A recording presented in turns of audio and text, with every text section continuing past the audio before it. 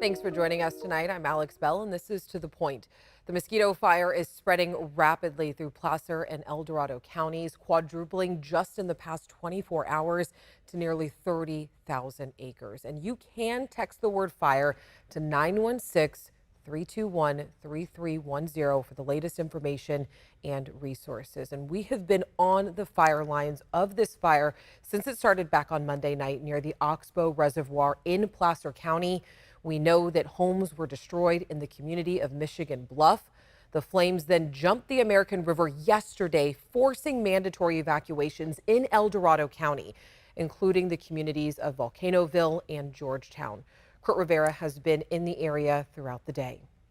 We are on Main Street in Georgetown, and take a look. All around us is heavy, thick smoke and very poor visibility. And while the mandatory evacuations are in place here, not everyone has left this historic gold rush town of about 3,000 people. We found some homeowners refusing to leave. Mike Brown and his daughter Gwen, they're staying put here for now.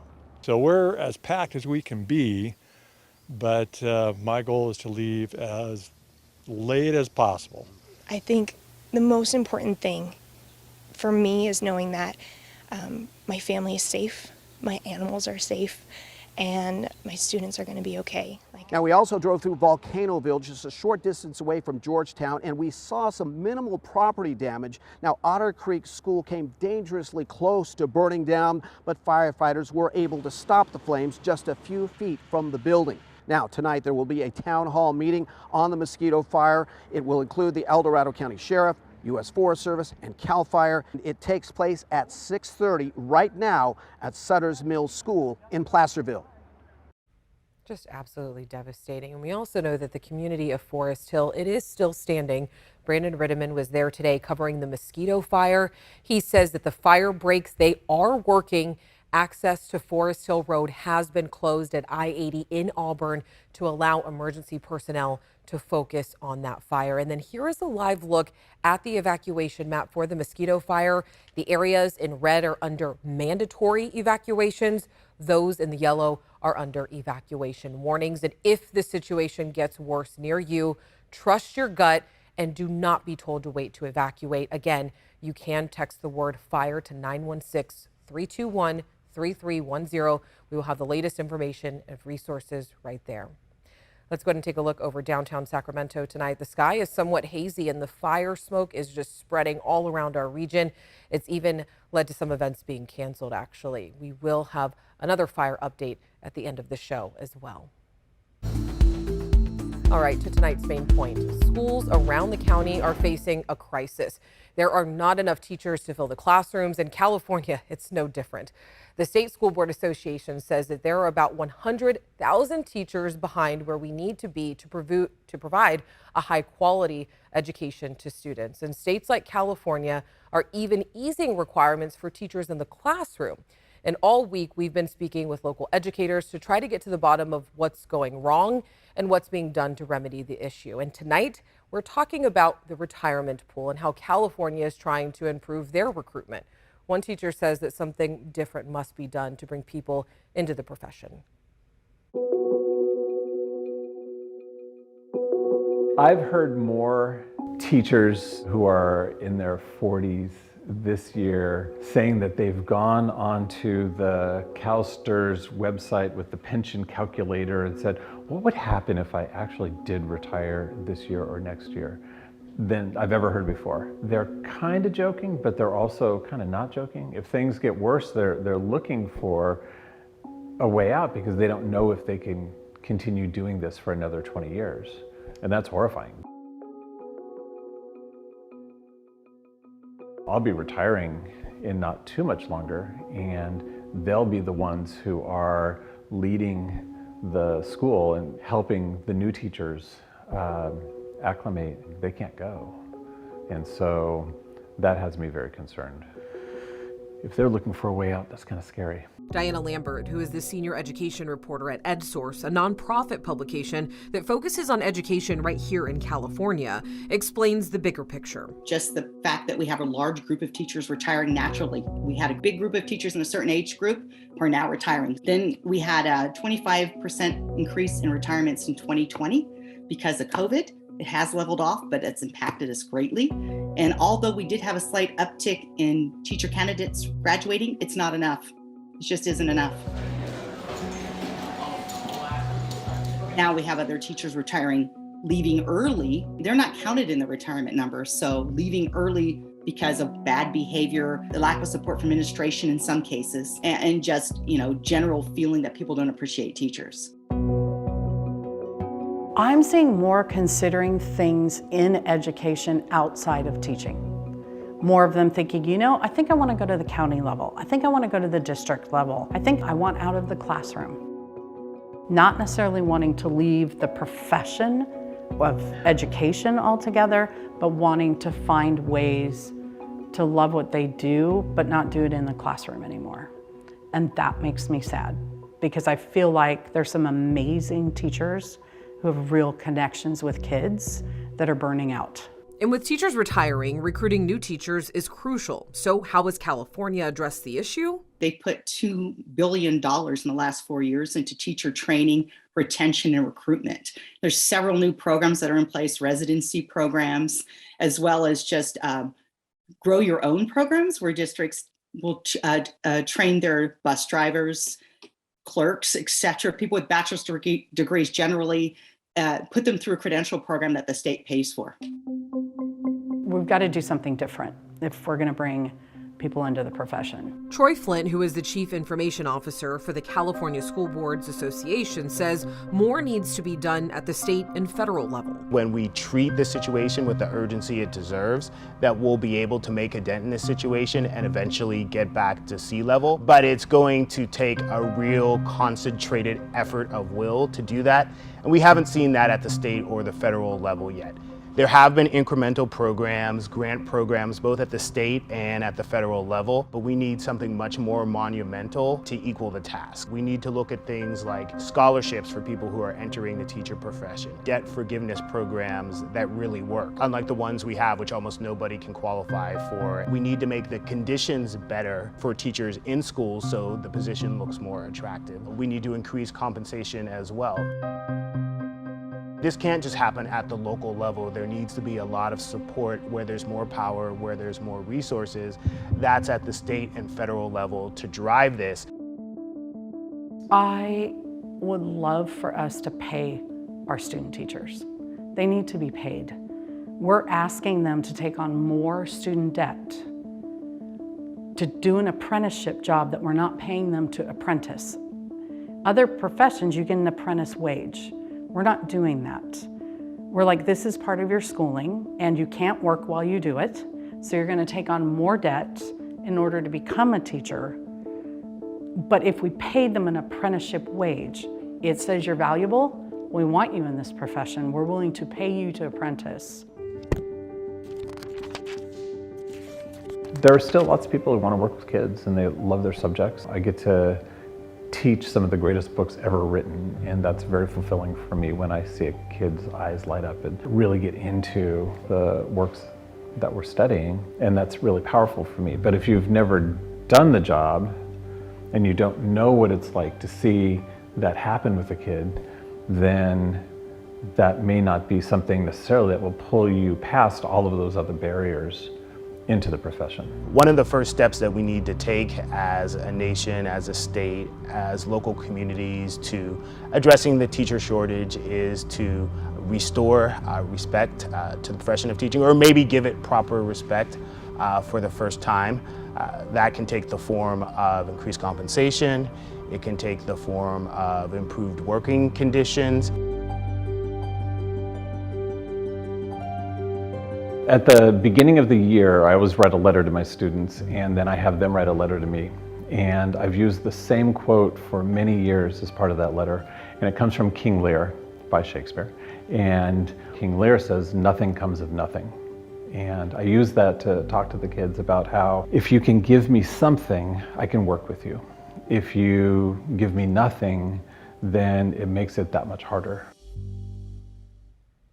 There are many other factors contributing to the teacher shortage, and next week we are following one of the most critical pieces of the problem, the lack of substitute teachers. We want to hear from any current or former teachers watching us right now. Let us know your thoughts about the changing landscape in the classroom. All you have to do is just reach out to us via email at tothepoint@abc10.com. We'll be right back.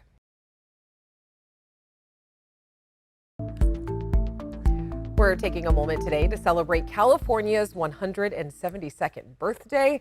John Sutter found gold while building a mill on the American River, and that helped spark the gold rush and build the city that would become Sacramento. But did you know that Sacramento wasn't the state's first capital city? The first choice? San Jose. So this is what the capital looked like. The first winter of 1850 and 1851 was more wet than usual, and San Jose's dirt roads could not handle that traffic.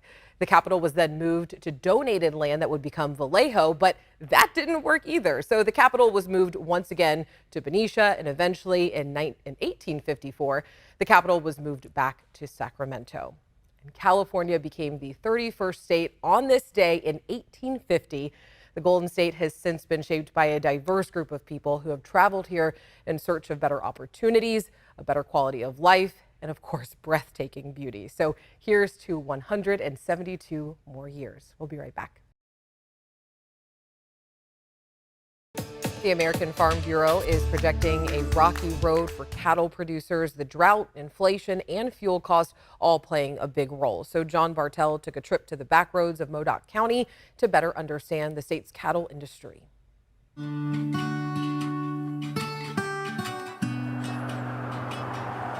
The moment you cross into Modoc County, off Highway 299 in the northeasternmost part of California, you're in cattle country. Ready to go, 131.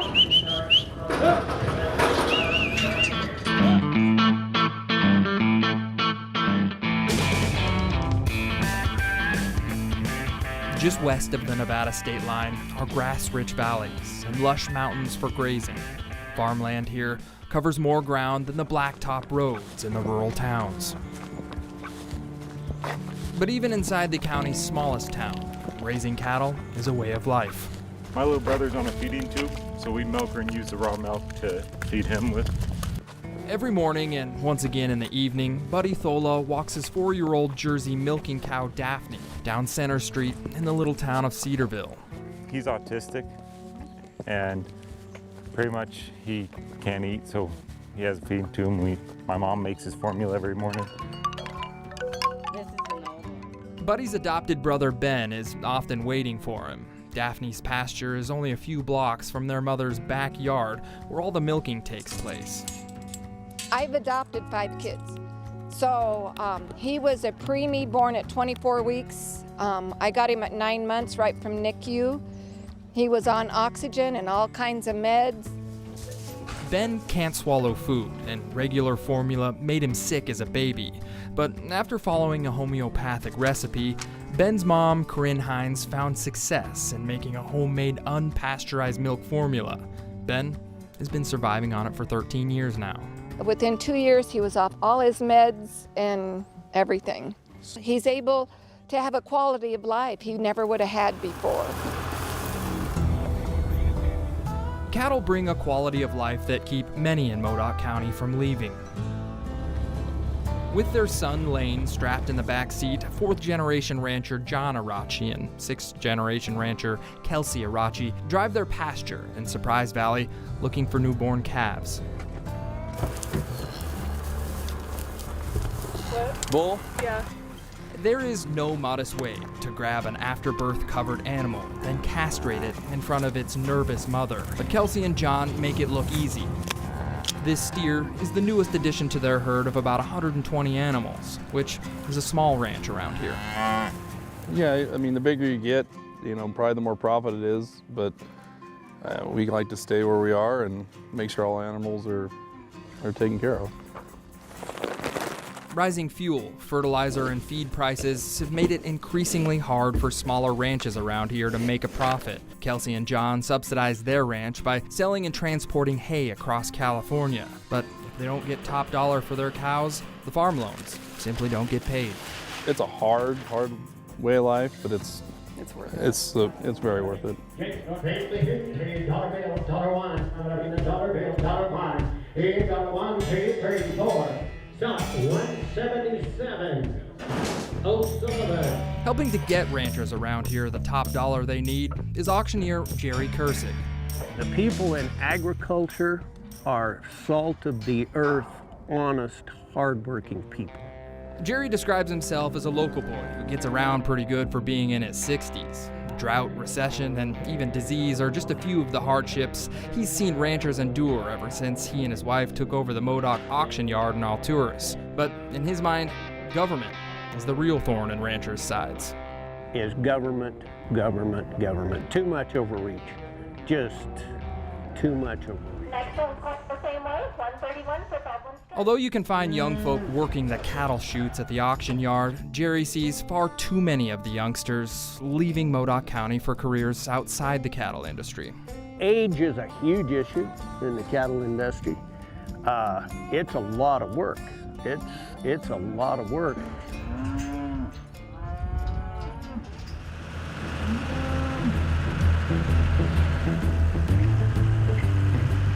One woman in Modoc County who knows the meaning of a lot of hard work is Norma Hapgood. I just love what I'm doing. I probably had the best life anybody ever had, or ever will have. It's not often you see a 97-year-old working cattle, but every day before the sun beams down on the Warner Mountains, Norma is on her tractor, feeding the Red Angus on her Lake City ranch. My ancestors, they were the first settlers in the valley. Norma's family has always been just a few miles from the ranch she and her late husband settled down on in the 1950s. Back then, they managed the herd on horseback and with a good pair of gloves.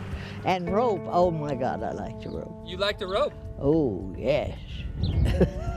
When her husband passed, Norma's daughter and son-in-law picked up the slack. Ranching became a family affair, and now Norma's grandson is working the land. She considers herself lucky.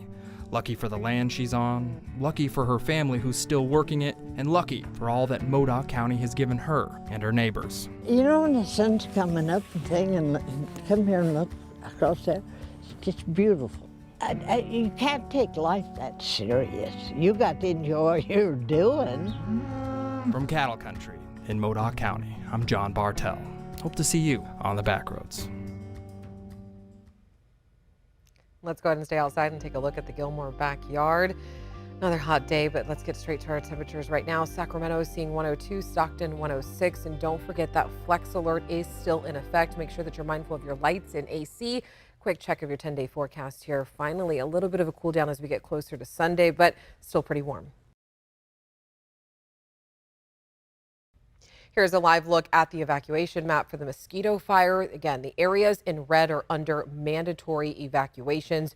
Those in the yellow areas are under evacuation warnings. But do not wait to be told to evacuate if the situation near you gets worse. You can text the word FIRE to 916-321-3310. We do have the latest information and resources available. And before we go, today marked the official start of the 10-day mourning period for Queen Elizabeth II, and also a meticulously choreographed plan to transition to a new era of the British monarchy. The late Queen's son, King Charles III, now takes the throne. The national anthem has been updated to God Save the King. Britain's Royal Mint is preparing to print new currency with the King's image, and the country's postage stamps will feature the new monarch. And then make sure that you tune into ABC 10 at 9 p.m. tonight for a 2-hour special of 2020 reflecting on Queen Elizabeth's 70-year reign. Thank you so much for joining us. Make sure that you stay safe. We'll see you on Monday.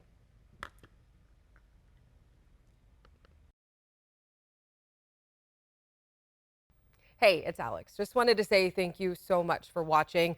I really love hearing from everyone, and I hope that you'll stay in touch. Reach out to me on Facebook at AlexBellTV, or you can email me at tothepoint@abc10.com, or you can even send me a text message at 916-321-3310.